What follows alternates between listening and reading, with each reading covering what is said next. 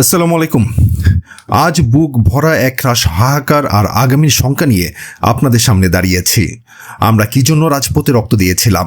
কেন আমার ভাইয়েরা নিজের জীবন বিলিয়ে দিয়েছিল? উত্তরটা খুব সহজ। আমরা চেয়েছিলাম এই দেশটা হবে জনগণের, কোনো বিশেষ দলের পৈতৃক সম্পত্তি নয়। আমরা চেয়েছিলাম আমাদের ভোট আমরা দেব, আমাদের কথা রাষ্ট্র শুনবে। কিন্তু আজ একই শুনছি।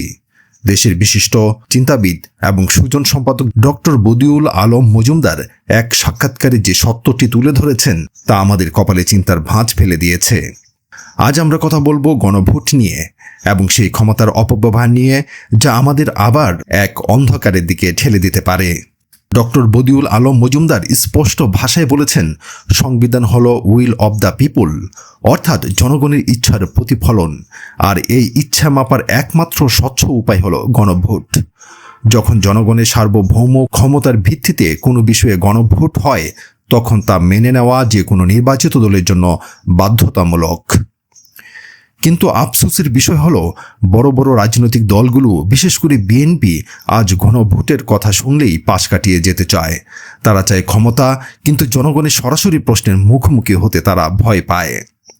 আমরা কি তবে এমন এক আগামীর দিকে যাচ্ছি যেখানে আবারও আমাদের মতামতকে তুড়ি মেরে উড়িয়ে দেওয়া হবে? বিএনপি বর্তমানে রাষ্ট্র সংস্কারের বড় বড় কথা বলছে, কিন্তু ডক্টর মজুমদারের পর্যবেক্ষণ অনুযায়ী যখনই সংবিধানের মৌলিক পরিবর্তনের প্রশ্নে গণভোটের দাবি আসে, তখনই তাদের ভেতরে এক ধরনের অস্বস্তি কাজ করে। কেন বিএনপি গণভোট এড়িয়ে যেতে চায়?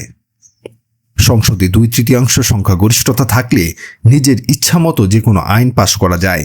বিএনপি সম্ভবত সেই পুরনো আমলের ক্ষমতার নেশায় মুগ্ধ হয়ে আছে, যেখানে সংসদ হবে তাদের আজ্ঞাবহ এক গোলাম। গণভোট মানেই হলো সরাসরি জনগণের দরবারে যাওয়া। বিএনপি কি তবে ভয় পাচ্ছে যে দেশের সাধারণ মানুষ তাদের সব সিদ্ধান্ত মেনে নেবে না? যদি তারা জনগণকে ভয় পায়, তবে তাদের শাসনের সাথে বিগত 15 বছর ফেসিবাদী শাসনের পার্থক্য কোথায়? তিনি আরও বলেন, সংবিধানের 182 বা 142 অনুচ্ছেদের দোহাই দিয়ে সংসদ কেবল সংশোধন করতে পারে, কিন্তু মৌলিক সংস্কারের জন্য গণভোট অপরিহার্য। বিএনপি যদি এই পথ এড়িয়ে চলে, তবে ধরে নিতে হবে তারা আবারও একদলীয় শাসনের দিকে এগোচ্ছে। আমরা বছরের পর বছর গুম, খুন আর জুলুম সহ্য করেছি। আমরা চেয়েছিলাম এমন এক রাষ্ট্র যেখানে সরকার আমাদের ভৃত্য হবে, প্রভু নয়।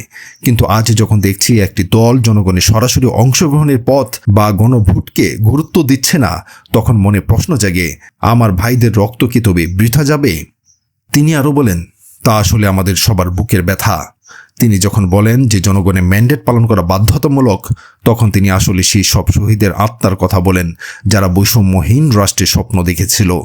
বিএনপি যদি আজ গণভোটের এই ঐতিহাসিক দাবিকে উপেক্ষা করে, তবে তারা কেবল জনগণের সাথে নয়, ইতিহাসের সাথেও বেইমানি করবে।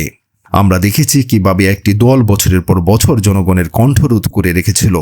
আজ যদি বিএনপি ক্ষমতায় গিয়ে সেই একই কায়দায় রাষ্ট্র চালায়, তবে তাকে কি আমরা গণতন্ত্র বলবো?